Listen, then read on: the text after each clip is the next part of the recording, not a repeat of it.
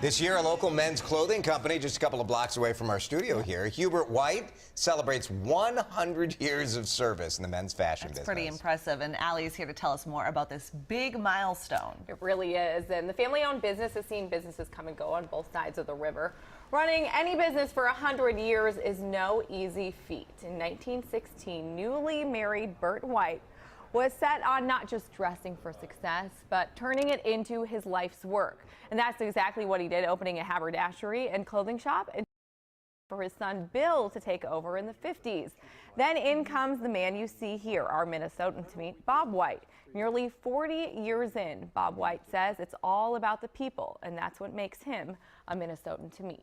Like his grandfather and father, Bob White got hooked on fabrics at a very early age. I would go back to our St. Paul store in the old First National Bank building, and as a kid, I'd come down on Saturdays, and we sold a lot of hats. Hats at the haberdashery were his specialty. My job was to take the hats from down in the deep basement of the bank building and put them upstairs on the selling floor. In the 40s, Bob says top hats were the big trend. You look in the old pictures, there's a whole hat department. Back then, Hubert White had more than a dozen competitors in men's clothing. Today, they are the only ones standing from years ago. To have it still be in the family, and my son Matt works in the store as well.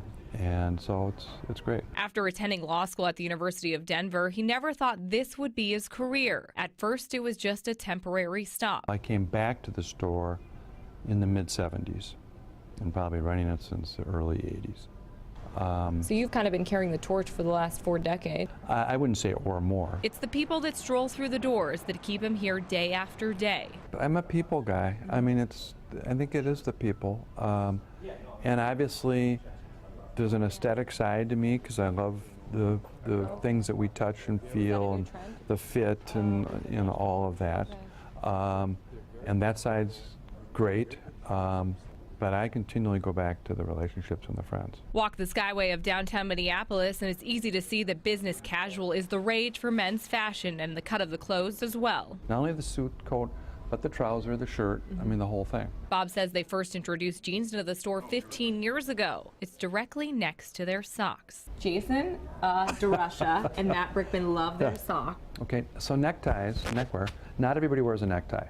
And neckties have always been the personality part of the wardrobe, the kind of the quiet.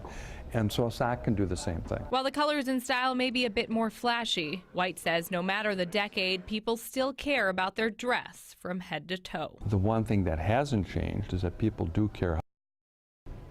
And I think there's a misnomer that men care less.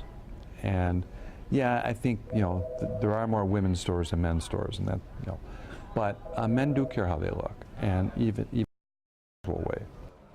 So the official 100th anniversary celebration is the first week of November. And I know sometimes women feel like they have a lot more choices, but I think what he said is true, is that men still emphasize on their appearance. Absolutely. Yeah, you see it just walking around downtown, right? I understand there's a funny story about a famous Yankees pitcher. Yes, Mariano Rivera used to be a regular customer when he would come through playing the Twins, and he was shoe shopping, and of course, with his pocketbook, he was buying quite a few pairs of shoes. Yeah, he could. And there was a man that came in that was worried because he was going to court, and he had on a blue shoe and a brown shoe, 2 different colored shoes. And Mariano told the woman helping him, he needs more help than I do. You help him before you help me. Well, they've been helping a lot of guys for a long time. Yeah, if you think about that store has survived Neiman Marcus and Saks Fifth Avenue, and still here to this day. Yep. Very cool. Bob's a nice guy, too. Yes. Very good. Thanks, Allie.